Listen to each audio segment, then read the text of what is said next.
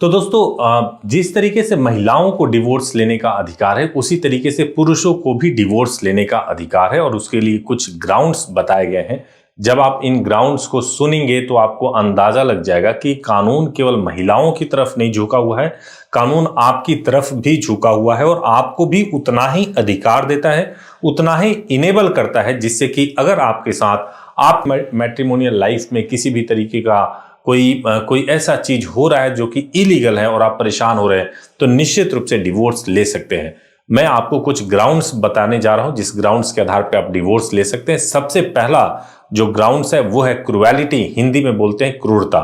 Cruelty के अंदर ये होता है कि यदि आपकी पत्नी आपके साथ क्रूएलिटी करे, जैसे कि आपका किसी और के साथ संबंध नहीं है लेकिन आपकी वाइफ लगातार आपके ऊपर इस बात का दबाव बना रही है या आपको प्रताड़ित कर रही है कि आपका किसी अन्य महिला के साथ शारीरिक संबंध है, या फिर आप पे झूठा इल्जाम लगा रही है, या फिर आपके साथ में वो किसी भी तरीके से जो वैवाहिक जीवन है उसका पालन नहीं कर रही है, या किसी भी तरीके से आपको भयभीत कर रही है या आपको मानसिक प्रताड़ना दे रही है, वो सभी कुछ क्रूएलिटी के अंदर आता है। अगर आपके साथ क्रूएलिटी हो रहा है तो ये पूरी तरह से ग्राउंड है जिसके आधार पर आप अपनी वाइफ से डिवोर्स ले सकते हैं। दूसरा जो ग्राउंड है वो है परित्याग। परित्याग का मतलब यह होता है कि अगर आपकी वाइफ ने आपका त्याग कर दिया हो, अगर आपकी वाइफ आपको छोड़ करके कहीं और रहने लगी हो, आपसे कोई मतलब नहीं हो, उसको वैवाहिक जीवन बिताना ही नहीं हो आपके साथ में, अगर आप इसको साबित कर सके कि आपकी वाइफ ने आपको परित्याग कर दिया है तो वो भी एक आधार होता है जिसके आधार पे आप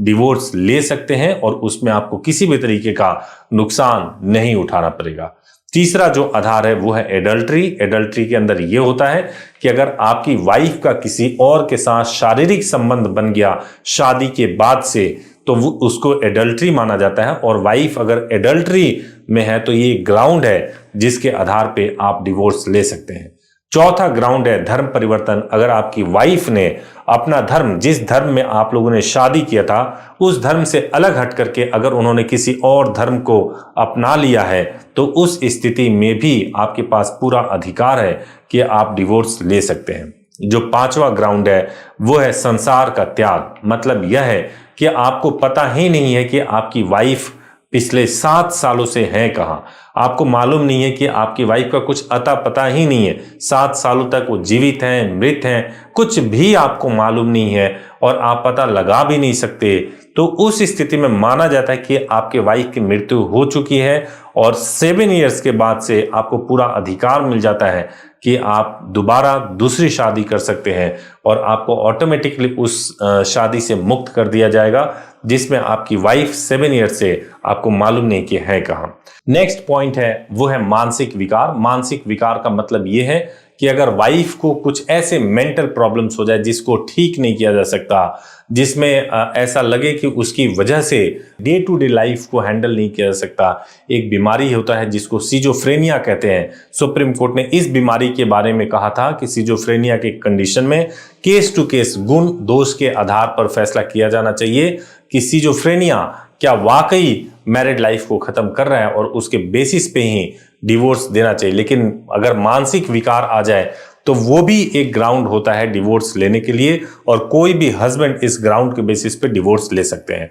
और 7वां है यौन रोग से संक्रमित। अगर आपकी वाइफ यौन रोग से संक्रमित हो जाए तो वो भी, जैसे एड्स हो जाए या कुछ ऐसी बीमारी हो जाए जिससे कि ये पता चले कि भाई वो ठीक ही नहीं हो सकता, उस स्थिति में भी आपको